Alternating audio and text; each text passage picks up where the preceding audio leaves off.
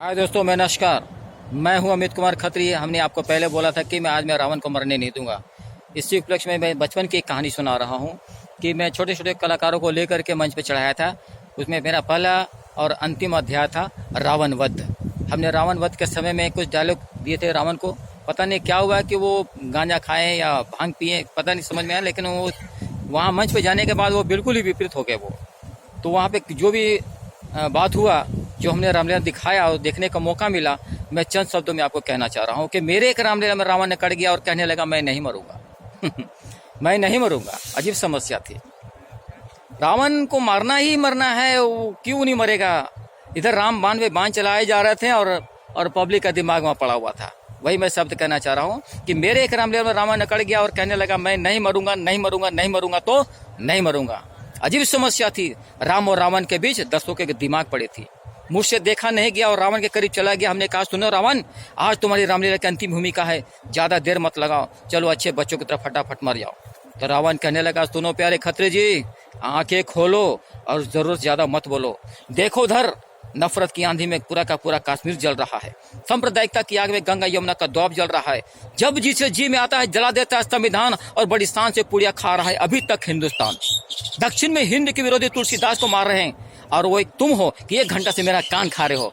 मैंने कह दिया कि मैं तुम्हारी छाती पर मुंह डालूंगा और नहीं मरूंगा, नहीं मरूंगा, नहीं मरूंगा तो नहीं मरूंगा।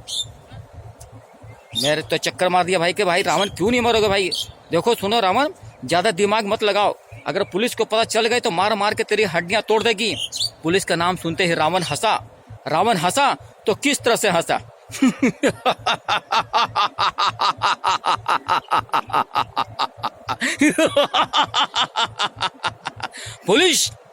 पुलिस से तो हमारा जन्म जन्म का नाता है, क्योंकि हर जन्म में मरने के बाद मेरा भाई कुंभकर्ण थानेदार पैदा लेता है। याद करो उस दिन जब जनरल वैद को मौत के घाट उतार दिए गए, इंदिरा गांधी को हत्या हुई थी, सारा का सारा हिंदुस्तान उनकी मौत पर रो रहा था। अब तुम ही बताओ उस वक्त मेरा भाई कुंभकर्ण जाग रहा था कि सो रहा था। अजीब सिक्कर था। मेरे दिमाग में चक्कर मारने लगा। हमने सोचा कि जरूर कोई बनवासी फिर करेगा। हमने सुने कहा सुना रावण, अगर तुम्हारे पास कोई मांग पत्र है तो फौरन लाओ। अभी मैं श्री रामचंद्र से तुम्हें समझौता करवाता हूँ और साथ में तुम्हें 501 रुपया बख्शीश दिलाता हूँ। राम के नाम सुनते ही रावण की आंखों में आ गया पानी। हमने समझा जरूर गढ़ेगा ये कोई नया कहानी। रावण कहने लगा कि सुनो प्यारे मेरे मित्र खत्री जी, मुझे राम जी से कोई शिकायत नहीं है।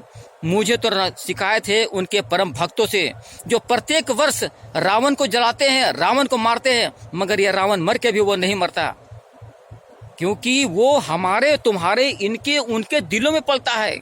अरे मारना है तो उस रावण को मारो जो हमारे बहन बेटियों को इज्जत लूट कर उनके जान ले लेते हैं।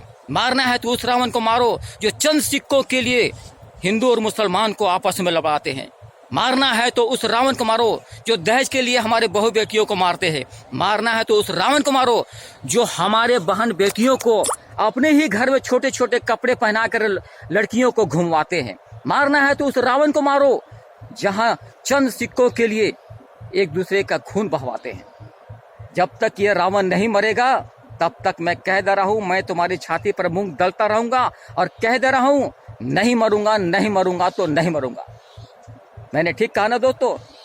आज भी आप देख रहे हैं आज की हमारी बेटी बेटियों की इज्जत लूटी जा रही है। क्यों? क्योंकि उनको छोटे छोटे कपड़े पहना रहे हैं, उनके तन को दिखाया जा रहा है। आखिर इसको दिखाने वाला कौन? मैं हूं, आप हैं, वो है, भाई बहन सारे, क्योंकि वही खरीद करके देते हैं।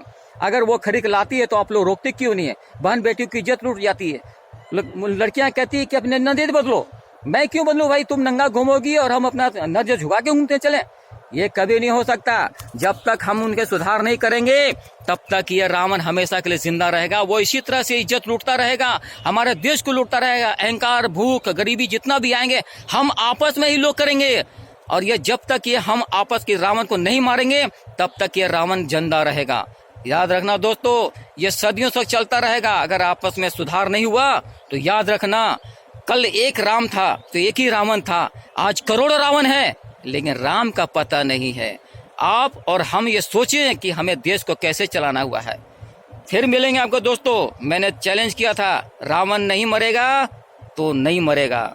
धन्यवाद।